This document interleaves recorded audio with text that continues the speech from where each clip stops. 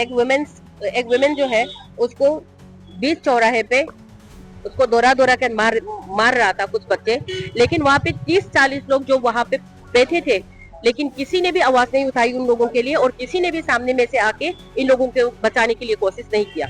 दक्षिणी दिल्ली के मालवीय नगर इलाके में एक बार फिर नॉर्थ ईस्ट की एक युवती के साथ नस्लीय टिप्पणी और मारपीट का मामला सामने आया है।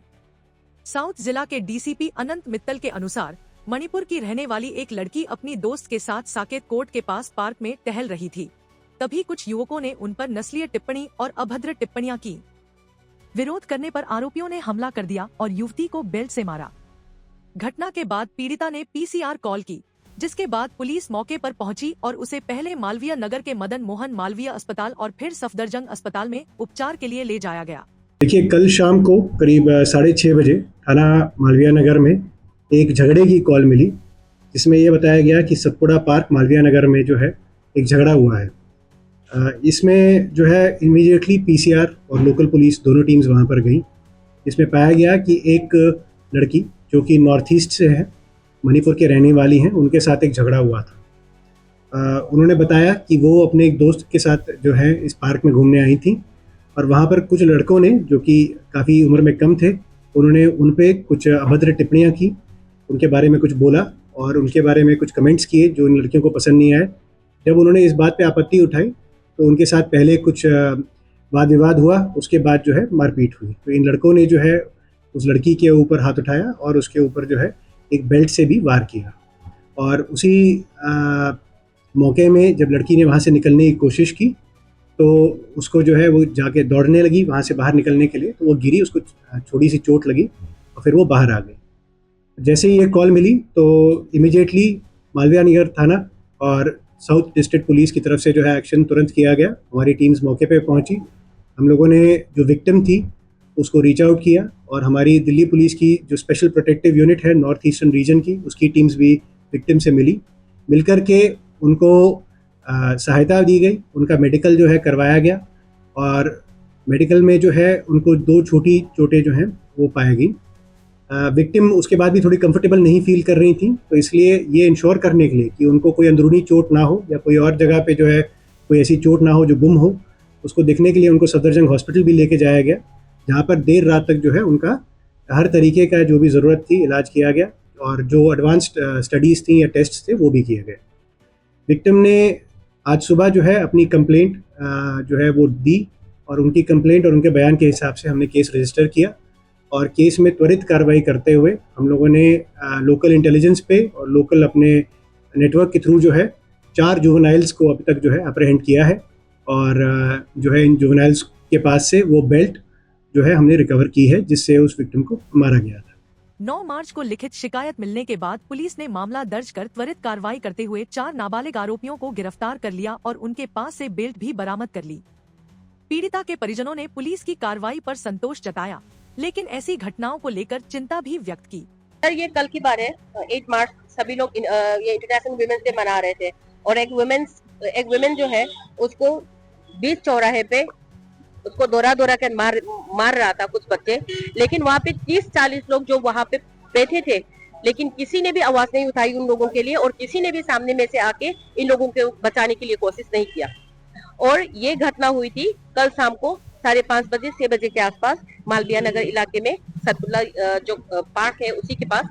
तो मेरी जो बहन है और अपनी एक दोस्त जो हुई था ट्रांसजेंडर, एंड ये एक लॉयर है, खुद एक लॉयर है और जो उसकी फ्रेंड जो ट्रांसजेंडर है वो एक सोशल एक्टिविस्ट है। दोनों घूमने के लिए, मतलब ऐसे ही टहलने के लिए गए थे और पार्क में कुछ फोटो खींच रहे थे।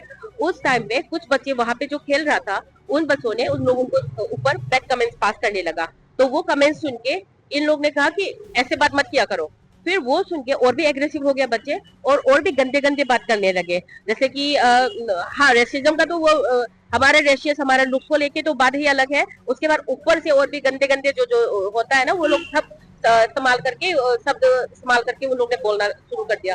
तो इन्होंने कहा कि आप लोग बच्चे होके ऐसे गंदे बात क्यों करते हो। ये सुन के बच्चे और भी एग्रेसिव हो गए। तो उनमें से जो बच्चे हैं उनमें से एक ने आके इसके मुंह में पंच मारा।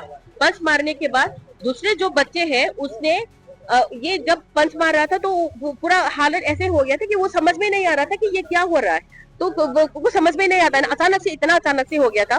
फिर उसके बाद उन्होंने देखा कि एक बच्चे चाकू निकाल के उसको, he was trying to stab him, वो मारने के, चाकू से मारने के लिए कोशिश किया, तो उसको देख के ये डर के भाग गई वहां से।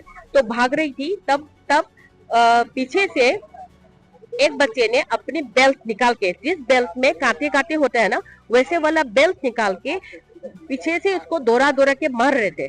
तो उसकी वजह से इसका यहाँ पे स्टिचेस लगा, यहाँ पे कुछ बहुत जगहों पे उसका हर्ट हुआ, यहाँ पे काफी ब्लूसेस वगैरह हो गया। और वो सब होने के बावजूद वो अपने लाइफ बचाने के लिए वहां से भाग रहे थे। अभी तो 2 हफ्ते ही हुए हैं कि नॉर्थ ईस्ट की लड़कियों के साथ जो हैरेसमेंट हुआ, पुलिस ने पहले ढिलाई रखी और बाद में जब सोशल मीडिया पर शोर मचा तब जाके पुलिस हरकत में आई। हमने कई केसों में देख लिया अभी। कमल ध्यानी जब जनकपुरी में गड्ढे में गिरा, पहले पुलिस द्वारा लीपापोती की गई, जब सोशल मीडिया पर हल्ला मचा, शोर मचा, तो पुलिस ने उसके अंदर थोड़ी सी तेज़ी दिखाई। ये सब मामलों में देखा जा रहा है। ये उत्तम नगर में भी यही देखा गया, पहले लीपापोती और फिर अगर पुलिस के ऊपर आप जोर लगाएं, इनके ऊपर प्रेशर बनाएं तो ये काम करते हैं। इस मामले में जो कल हुआ, आप सोचिए साकेत डिस्ट्रिक्ट कोर्ट के सामने एक इतना सेफ इलाका, साउथ दिल्ली का इलाका, और यहाँ पे छेड़छाड़ की घटना हो गई। आज एफआईआर दर्ज हो रही है, कल क्यों नहीं हुई, कल रात को क्यों नहीं दर्ज हुई? वो वाला मामला था, उसमें भी वो एक दिन बाद जो है एफआईआर दर्ज हुई। कमल ध्यानी वाले मामले में अगले दिन एफआईआर दर्ज हुई। क्यों? क्योंकि कमिश्नर द्वारा, सतीश गोलचा जी द्वारा ये इंस्ट्रक्शंस हैं कि मामलों को आपको कम से कम रजिस्टर करना है, आपको दिल्ली का क्राइम रेट आंकड़ों के अंदर कम करना है, क्राइम कम नहीं करना, क्राइम का डेटा कम करना है। और इसीलिए जब भी आप इस बात को उठाएं कि साहब एफआईआर क्यों नहीं दर्ज होती, लेट क्यों दर्ज होती है, सतीश गोलचा बिल्कुल चुप हो जाते हैं इस पर। क्यों चुप हो जाते हैं?